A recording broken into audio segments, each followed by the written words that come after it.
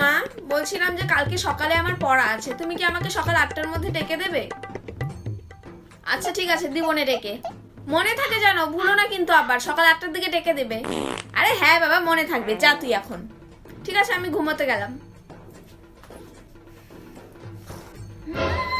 কত বেলা হয়ে গেছে আর এই মেয়েটা এখনো ঘুমোচ্ছে। এই কটকটি, এই কটকটি, তুই বলেছিলি না সকাল সকাল ডেকে দিতে? কি রে, উঠ, দেখ কত বেলা হয়ে গেছে। 8টা বেজে গেছে নাকি মা? এখন তো মোটে 5টা বাজে। তুই আমাকে এত সকালে কেন ডাকলে? তোমাকে তো বললাম আমি 8টার থেকে ডেকে দিতে। যাও এখন। A few moments later. এই মেয়ে আর কতক্ষণ ঘুমাবি? দেখ 8টা বেজে গেল, উঠ তাড়াতাড়ি। কি 8টা বেজে গেছে?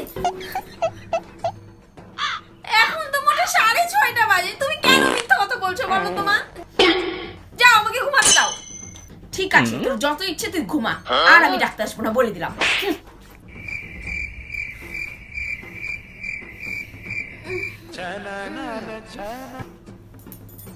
দেখি তো কয়টা বাজে।